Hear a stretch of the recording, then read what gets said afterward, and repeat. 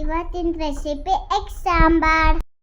ನೋಡಕ್ಕೆ ಎಷ್ಟು ಚೆನ್ನಾಗಿ ಕಾಣಿಸ್ತೈತಲ್ಲ, ಎಷ್ಟು ಕೂಡ ಸೂಪರ್ ಆಗೈತೆ ಗುರು. ಫಸ್ಟ್ ಅನ್ನಾಗೆ ಟೊಮೆಟೊ ತಗೋಬೇಕು, ಮತ್ತೆ ಹಸಿ ಕೊಬ್ಬರಿ, ಬಾಣಲೆಲ್ಲ ಎಣ್ಣೆ ತಗೋಬೇಕು. ಎಣ್ಣೆ ಕಾದ್ಮೇಲೆ ಟೊಮೆಟೊ ಹಾಕೊಂಡು ಫ್ರೈ ಮಾಡ್ಕೋಬೇಕು. ಫ್ರೈನಲ್ಲಿ ಗ್ಯಾಸ್ ಇಟ್ಕೋಬೇಕು. ಈರುಳ್ಳಿ ಆ್ಯಡ್ ಮಾಡಬೇಕು. ಈರುಳ್ಳಿನ ಫ್ರೈ ಮಾಡಿ ಕೊಬ್ಬರಿ ಹಾಕೋಬೇಕು. ಹಸಿ ವಾಸನೆ ಹೋಗೋವರೆಗೂ ಹಾಕೋಬೇಕು. ಫ್ರೈ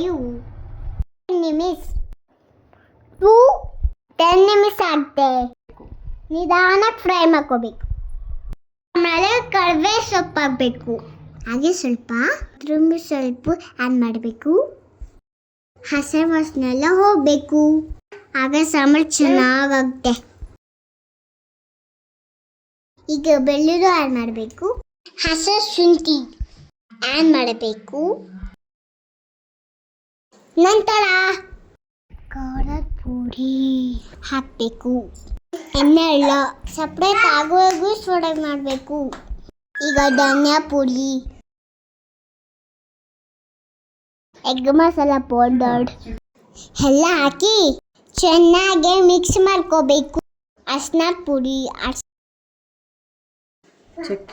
ಚಕ್ಕೆ, ಲವಂಗ, ಏಲಕ್ಕಿ, ಮೆಣಸಿನಕಾಳು ಕಳಿಸ್ಬೇಕು. ಎಲ್ಲ ಮಿಕ್ಸ್ ಮಾಡಿ ಗ್ಯಾಸ್ ಆಫ್ ಮಾಡಬೇಕು. ತಣ್ಣಗಾಗಲು ಕಾಯಬೇಕು. ಬೇರೆ ಹಸಿತಾ ಇದೆ. ಈಗ ಮಿಕ್ಸಿ ಮಾಡ್ಕೊಂಡು ಬರ್ತೀನಿ. ಫೈನಲ್ ಮಿಕ್ಸಿ ಮಾಡಿದೆ. ಇವಾಗ ಅದೇ ಬಾಣಲೆಯಲ್ಲಿ ನಾನು GRB ಬಟರ್ ತೊಗೊಂಡಿದ್ದೀನಿ. ಒಗ್ಗರಣೆ ಫಸ್ಟು ಆನಿಯನ್ ಹಾಕಿ ಫ್ರೈ ಮಾಡ್ಕೊಂಡಿವೆ. ಆಮೇಲೆ 3-4 ಗ್ರೀನ್ ಚಿಲ್ಲಿ ಆ್ಯಡ್ ಮಾಡಿ 2-3 ಪಲಾವ್ ಹೂ ಆಮೇಲೆ ಫ್ರೈ ಮಾಡ್ಕೋಬೇಕು. ಆಮೇಲೆ ಮಿಕ್ಸಿ ಮಾಡಿದ್ದು ಮಸಾಲ ಆ್ಯಡ್ ಮಾಡಬೇಕು. ಸಾಂಬಾರು ಮಾಡಿದ್ರೆ ಜಾಸ್ತಿ ಹಾಕೊಳ್ಳಿ, ಬೇರೆ ಅದು ಸ್ವಲ್ಪ ಹಾಕೊಳ್ಳಿ. ಆಮೇಲೆ ಚೆಂದ ಗೋಲ್ ಮಾಡ್ಕೋಬೇಕು. ತರ ಇಲ್ದಿದ್ದಂಗೆ ಮಿಕ್ಸ್ ಮಾಡ್ತಾ ಇರಬೇಕು. ನೋಡಿ ಬೋಲ್ ಆಗ್ತಾ ಇದೆ.